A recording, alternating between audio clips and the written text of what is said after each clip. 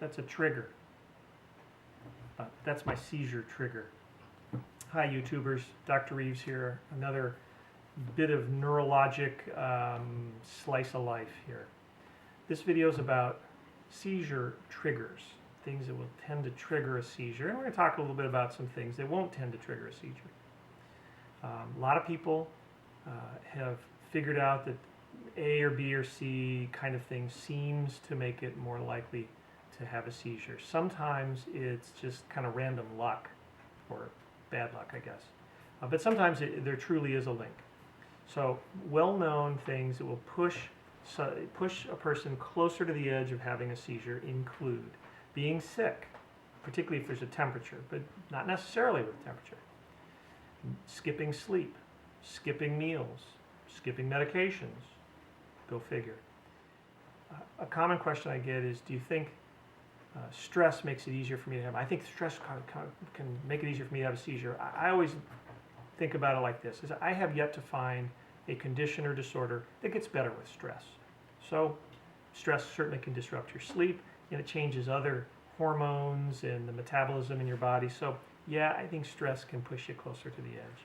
So one trigger that a lot of people worry about, which turns out not actually to be that super common, is flashing lights.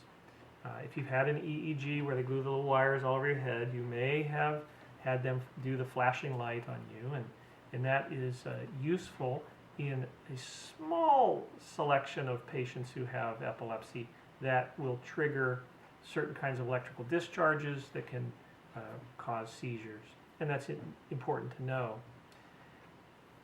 Way more people worry about the flashing light than actually have that kind of epilepsy. There's a number of syndromes where that's particularly an issue. Juvenile myoclonic epilepsy is one, for example, but there are others. Hyperventilation can trigger certain kinds of seizures. This is most typically seen in children and young adults who have what's called absence seizures, where if they huff and they puff, they will often have this 3 to 5 to 7 or so second staring seizure,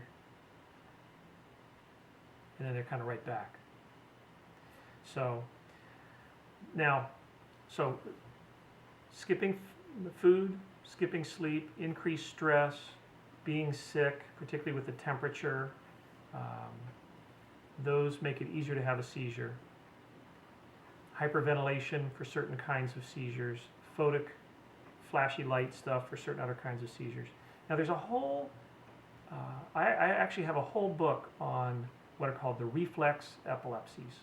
And these are very interesting. People like to write books and papers and book chapters about the reflex epilepsies because they are unusual.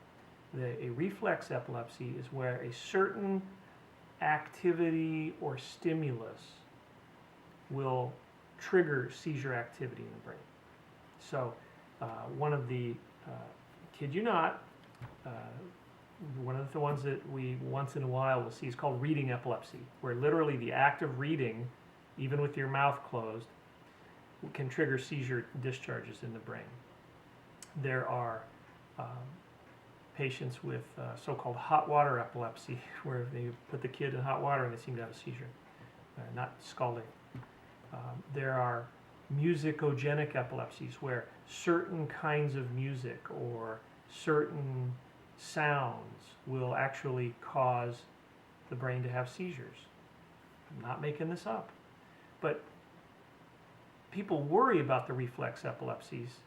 They're this tiny little amount of the world of epilepsies.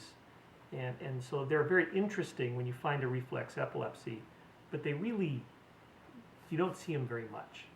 So when we talk about triggers, I'm talking about the big world of epilepsy, where the kind of most people have what most people have, and most people don't have reflex epilepsies. So that little slice of the universe has a very different discussion.